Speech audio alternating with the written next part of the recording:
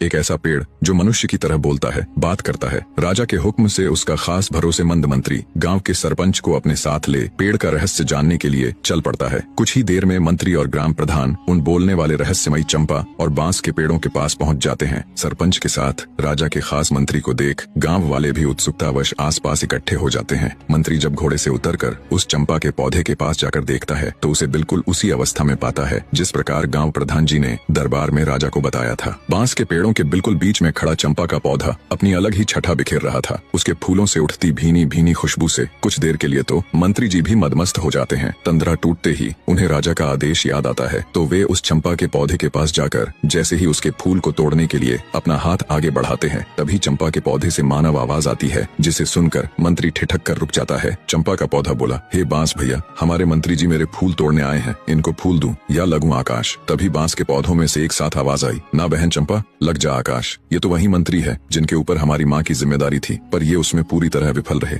इसलिए ये आपके फूलों के कतई हकदार नहीं है बहना। बिल्कुल स्पष्ट और साफ आवाज में पौधों की वार्तालाप सुन मंत्री एकदम सन्न रह जाता है। उसके आश्चर्य का कोई ठिकाना नहीं था। हक्के बक्के खड़े मंत्री के देखते देखते चंपा का पौधा आकाश में जा लगा। ये देख एकदम सुन्न खड़े मंत्री के पूरे शरीर में सिरहन दौड़ गई। गांव वाले भी खड़े खड़े ये पूरा तमाशा देख रहे थे। तभी बांस के पौधों से आवाज आती है, जाइए मंत्री जी और अपने राजकार्यों को देखिए, आप किसी इंसान की जिम्मेदारी लेने के योग्य नहीं है। मंत्री भौचक्का खड़ा बांस के पौधों को देखता हुआ सब सुन रहा था। आगे बांस का पौधा कहता है, मंत्री जी, राजा महाराज तो युद्ध में चले गए थे, उनके बाद हमारी माँ की देख रेख का दायित्व आपका ही था, और कुछ नहीं तो कम से कम हमारी माँ के प्रसव के दौरान तो वहाँ हाजिर रहकर ये देखते कि उन्हें किसी बात की कोई परेशानी तो नहीं, पर आपने तो उनकी कोई खैर खबर तक नहीं ली। बांस के पेड़ों की आवाज सुन हैरान खड़ा मंत्री विचार करता है कि ये पौधे बोल कैसे रहे हैं और इतना सब कैसे जानते हैं। वो सोचता है, बात तो बिल्कुल सही कह रहे हैं, मैंने रानी राजलक्ष्मी की कोई सुध नहीं ली। ये सोचकर मंत्री आत्मग्लानि से भर उठता है। सोचा ये तो उससे बड़ी भूल हो गई, राजा की गैर हाजिरी में उसे रानी राजलक्ष्मी को गर्भावस्था में संभालना चाहिए था। मंत्री जी सोचते हैं, इसका मतलब क्या रानी राजलक्ष्मी के साथ कोई बड़ा षड्यंत्र हुआ था या कुछ और बहुत बुरा जो वो नहीं जानते। ये विचार आते ही उसने जब ये सब उन पौधों से जानना चाहा तो उनमें से कोई आवाज नहीं आई। जब बहुत प्रयास करने पर भी पौधों ने कोई जवाब नहीं दिया तो हैरानी के साथ साथ आत्मग्लानि से भरे मंत्री जी बोझिल हृदय के साथ वापस राजमहल की तरफ चल पड़ते हैं। बने रहे।